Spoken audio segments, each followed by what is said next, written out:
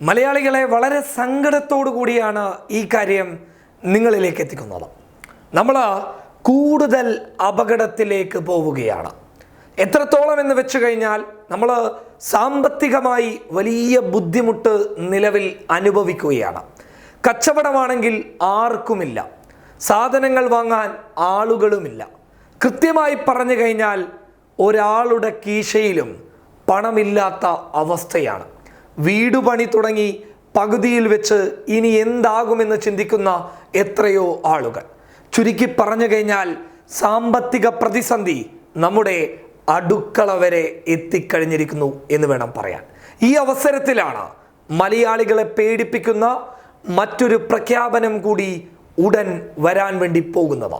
അതെ, കേരളം സമ്പൂർണ്ണ ലോക്ക്ഡൗണിലേക്ക് പോകാനുള്ള സാധ്യതകൾ എടുത്ത് കാണിക്കുകയാണ് അധികാര വൃത്തങ്ങൾ.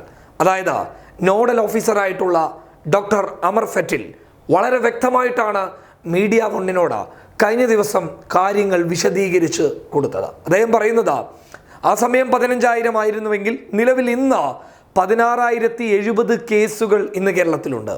അതായത് 500ഉം 1000ഉം കേസുകൾ ഉണ്ടായിരുന്ന സമയത്ത് നമ്മൾ വലിയ രീതിയിൽ അതിനെ ഒതുക്കി നമ്മൾ വലിയൊരു വിജയത്തിലേക്ക് പോകുന്ന ഒരു സുവർണ നിമിഷം നമ്മളെപ്പോലെ തന്നെ ലോകമാധ്യമങ്ങൾ ആഘോഷിച്ചിരുന്നു. എന്നാൽ ഇപ്പോൾ 1000 കടന്ന്, 2000 കടന്ന്, 10,000 കടന്ന്, 15,000 കടന്ന് ഇതാ 16,000ത്തിലേക്ക് എത്തി നിൽക്കുമ്പോൾ കേരളം അപകടത്തിലേക്ക് പോകുന്നു എന്നുള്ള സൂചന തന്നെയാണ് കോവിഡ് നോഡൽ ഓഫീസറായിട്ടുള്ള ഡോക്ടർ അമർ ഫെറ്റിൽ മീഡിയ വണ്ണിനോട് പറഞ്ഞത്.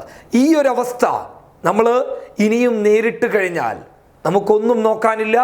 കേരളം സമ്പൂർണ്ണ ലോക്ക്ഡൗണിലേക്ക് പോകുമെന്നുള്ള നിർണായക സൂചന തന്നെയാണ് കോവിഡ് നോഡൽ ഓഫീസറായിട്ടുള്ള ഡോക്ടർ അമർ ഫെറ്റിൽ വളരെ വ്യക്തമായി പറയുന്നത്. ഇതിനെ ഏറ്റുപിടിച്ചുകൊണ്ട് മുഖ്യമന്ത്രി പിണറായി വിജയനും പറയുന്നു, ഈ ഒരവസ്ഥ തുടർന്നുള്ള ദിവസങ്ങളിൽ നമ്മൾ നേരിടേണ്ടി വന്നു കഴിഞ്ഞാൽ മലയാളികളെ നമ്മൾ വീട്ടിലിരിക്കേണ്ടി വരും. അതുകൊണ്ട് തന്നെ കൃത്യമായ സുരക്ഷാ സംവിധാനങ്ങളിലല്ലാതെ ആരും പുറത്തിറങ്ങരുത്. മാസ്ക് ധരിക്കുക, അകലം പാലിക്കുക, ഇടപഴകുന്ന സമയത്ത് കൃത്യമായ സുരക്ഷിതത്വം നിങ്ങൾ ഉറപ്പ് വരുത്തിയില്ല എങ്കിൽ മലയാളികളെ വീട്ടിലിരിക്കേണ്ടി വരും. വീട്ടിലിരിക്കേണ്ടി വരും എന്ന് പറയുമ്പോൾ സാമ്പത്തികമായിട്ടുള്ള തകർച്ച നമ്മൾ നേരിടേണ്ടി വരും. അങ്ങനെ സാമ്പത്തികമായ തകർച്ച നേരിട്ട് കഴിഞ്ഞാൽ ഈ നാട്ടിൽ പാവങ്ങളെ സഹായിക്കുന്ന അത്യാവശ്യം സമ്പത്തുള്ള ആളുകളും ഇത്തരം പ്രതിസന്ധിയിലേക്ക് കടന്നു പോകും. അങ്ങനെ പോയി കഴിഞ്ഞാൽ നമ്മൾ ദാരിദ്ര്യത്തിലേക്ക് പോകുന്ന ഏറ്റവും വലിയ കൊടിയ ഭീകരമായിട്ടുള്ള ഒരവസ്ഥ നമ്മൾ നേരിടേണ്ടി വരും.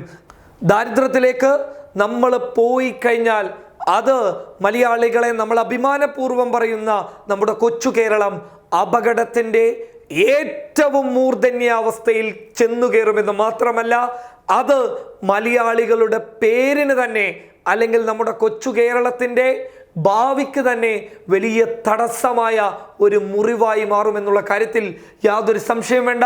മലയാളികളെ നമ്മൾ ആർജവത്തോടെ നീങ്ങുക. മലയാളികളെ നമ്മൾ ശ്രദ്ധിച്ച് കാര്യങ്ങൾ കൈകാര്യം ചെയ്യുക. മലയാളികളെ നമ്മൾ സാമൂഹ്യ അകലം പാലിക്കുക. ഏതു കാര്യങ്ങളായാലും കൃത്യമായ ആരോഗ്യ പ്രവർത്തകർ പറയുന്ന മാനദണ്ഡങ്ങൾ പാലിക്കാതെ ഒരു കാര്യവും ചെയ്യില്ല എന്നുള്ള പ്രതിജ്ഞ നമ്മൾ ഏറ്റെടുക്കുക. അത് മാത്രമല്ല, നമ്മുടെ കുടുംബത്തിൻ്റെ സുരക്ഷിതത്വം നാം ഓരോരുത്തരും ഉറപ്പുവരുത്തിയാൽ മാത്രമേ നമുക്ക് സമ്പൂർണ്ണ ലോക്ക്ഡൗണിനെ ചെറുത്തു തോൽപ്പിക്കാൻ സാധിക്കുകയുള്ളൂ.